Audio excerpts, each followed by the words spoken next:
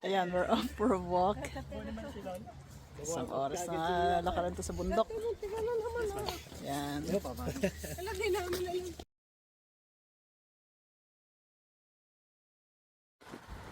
Alright.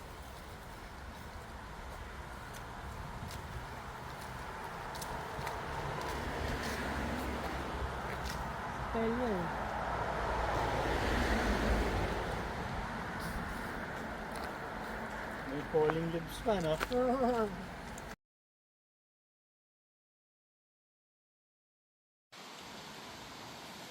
Okay. Talaga naman. Dala ang bunso. Ano yan? Naglalaro lang yan.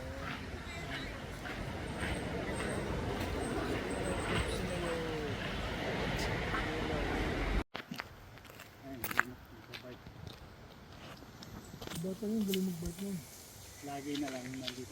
Ay, kanina nakita ko, walang kamay. Ang galing lang. Yung sa atin. Ikaw na. Oo na.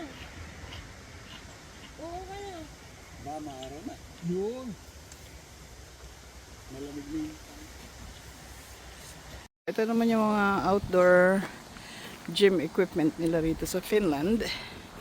Ayan. If you want to go for stretching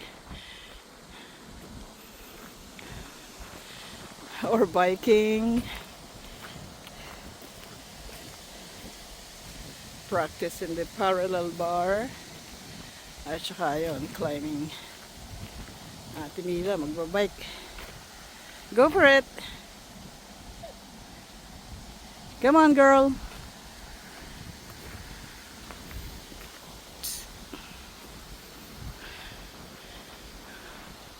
Yeah! Woo!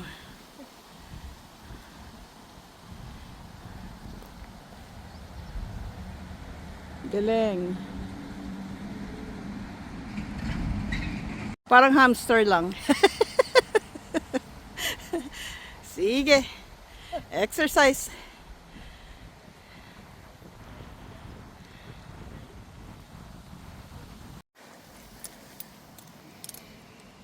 Yan. may runner. Sa tuhod, ha?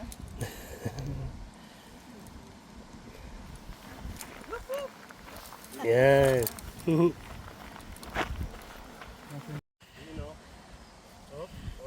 Kasi dito man.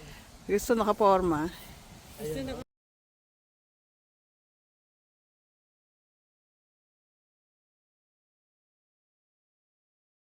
So in the middle of the forest, may mga ganito.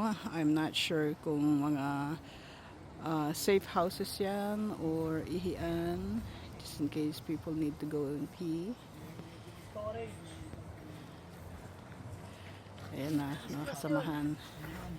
Timila, tatay ni Edel, and then si Kuya Edmond. At si Ben Ben, ang malaking dog.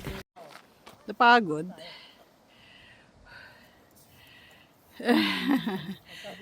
Wiwi daw siya. Oh, I see, I see. Yan ang mga street names dito sa Finland. Hindi ko kaya i-pronounce. Yan, mga typical na bahay dito. Yon. At ang mga nagwa-walk. Good morning. Yan, pabalik na kami sa bahay. Galing sa paglalakad at exercise. Siguro dito tayo makalabas doon eh. Oh, bless you.